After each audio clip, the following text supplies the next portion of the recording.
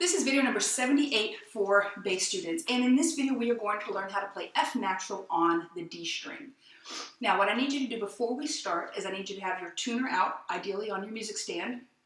If you don't have a tuner, I would definitely invest in one at this point. It's going to be the most efficient way for you to learn how to play in tune with your new notes. However, for today, what you can do is do like a split screen if you're watching on a computer and open up an app.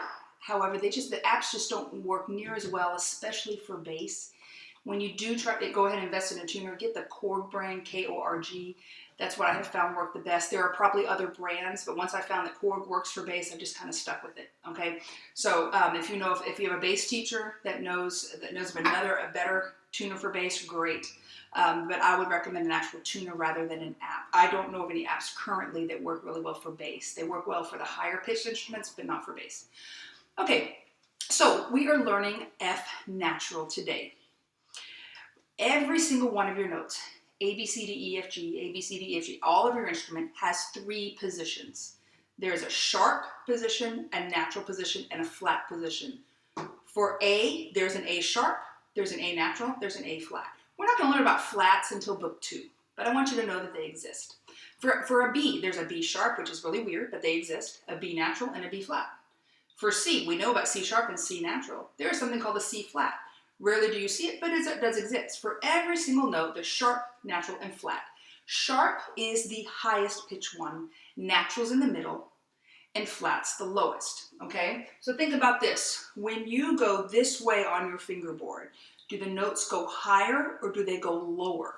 When you go from here to here, well, let's see. So they go higher this way. So if we're taking a sharp note and we want to make it natural, we need to go the other direction. Now, the sliding thing was just for fun. It has nothing to do with F natural. That was just for fun. The reason I showed you that, though, because the notes that are closer to the scroll are lower notes. The notes that are closer to the bridge are the higher notes. So if we're having F sharp and we want to make it natural, what are we going to do? We're going to play the note that is closer to the scroll. This is F sharp. This, 2 fingers, is F natural. Think about this. Go over to your A string. You already learned C sharp on the A string. You have also learned C natural. C natural, C sharp. Where do you think C flat is? Same thing as B. If that confused you, that's okay. You don't need to know that right now. All you need to know right now is this is C natural, this is C sharp. Go to the D string. This is F natural, this is F sharp. Okay, so I want you to play 4 F naturals using your tuner and get it in tune. 4 F naturals. Now you've already tuned your D to be really well in tune. Green light, standing straight up. Now put 2 fingers down. If you don't have this tape, if you're not my student and you have different tapes than this, okay, it's going to be, remember this hand position for bass, there's a big space between 1 and 2. 2, 3, and 4 are kind of squished up together. They might have a little space, but for the most part, they're pretty close together, right? There's a huge space here. The distance between 1 and 2 is almost the same. It's actually a little bit slightly bigger than the distance between 2 and 4, if that helps you know about where to go. So if you have a 1 and a 4 tape and that's all you have, try to put it about halfway, okay? And see what your tuner says. Play 4 F naturals, echo me. And go F, F, F, F. Do 2 E's, 2 F's. And go E, E, F, F. Now do 2 F sharps and 2 F naturals. 2 F sharps and 2 F naturals. I want you to hear the difference. And go F sharp, F sharp, F natural, F natural. Now do this. D, E, F sharp, F sharp. And yes, I mean F sharp. D, E, F sharp. Go D, E, F sharp, F sharp. Now D, E, F natural. Go D, E, F natural, F natural. Okay, now look at your book, number 126. Now look right above number 126. There you have the natural sign right here. That's the natural sign. The natural sign looks like this. Now, I've told you that you've been playing naturals all along. You've been playing D, open D is D natural, and A is A natural. You've been playing naturals since the very first day you played a note. So why are we just now seeing the natural sign? Well, natural signs only appear to get rid of a sharp sign that's there, okay? So look at your key signature of 126. Do you see how there's a sharp sign in the key signature right there? When we have one sharp, it's F sharp, it's not C sharp. One sharp means G major, and it's one sharp is F sharp. That means all the Fs all over this through the whole song are going to be F sharp. Now that's going to change. If they're going to be F sharp unless you see a natural sign in the measure, okay? So let's look here at 126. The key signature says all Fs must be sharp. Then this right next to that F, you see the natural sign there? That means that's F natural for that note. But not only that, the natural sign is good for the entire measure. So that means that this one is also F natural and this one, even though the key signature says F sharp, because the natural sign has come in and said, no, we're going to play F natural. Now, why would that even exist? Well, sometimes composers want to play F sharp for most of a song, but maybe just F natural once or twice. So that's why they would use that. However, in this one, I want you to look and see. Look at the second measure. Now it says F natural, which means those two are still F natural, right? Because it's still in the same measure.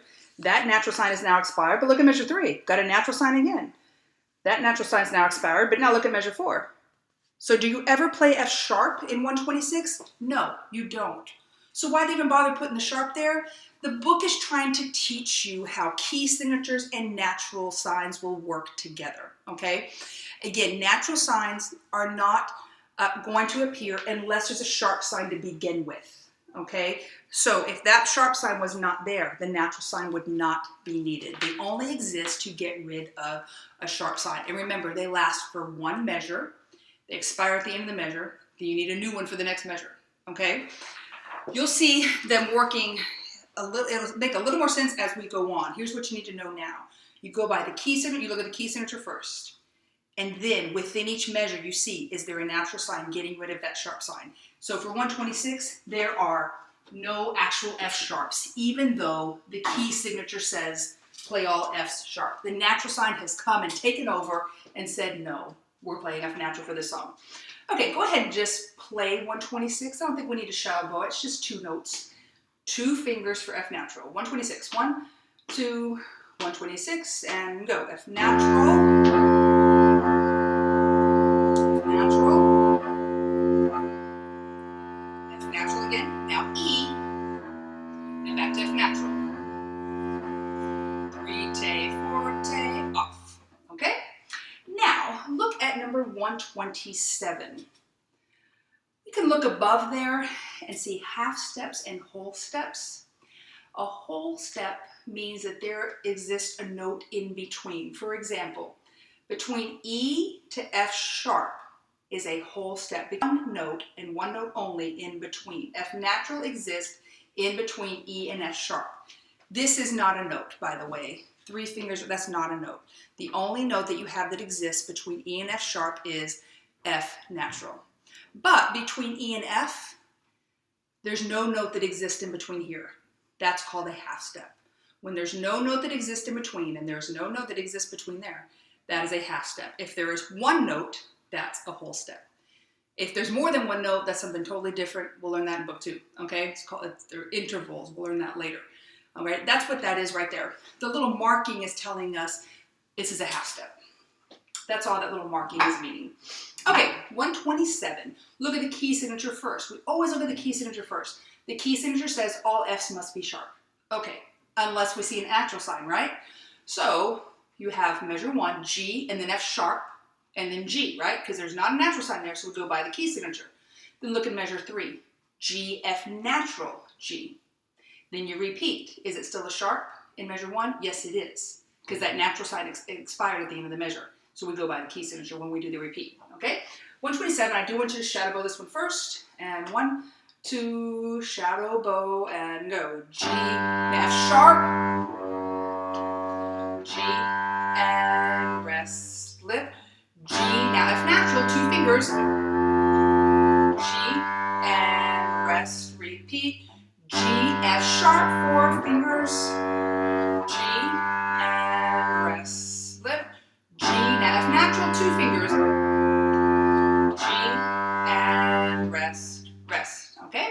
Play that with me now. 1, 2, 127, and go. G, now F sharp. 2, rest, lift. G, now F natural. 2, rest, repeat, beginning. G, F sharp. 2, rest, lift. G, F natural. 2, rest, rest. Okay?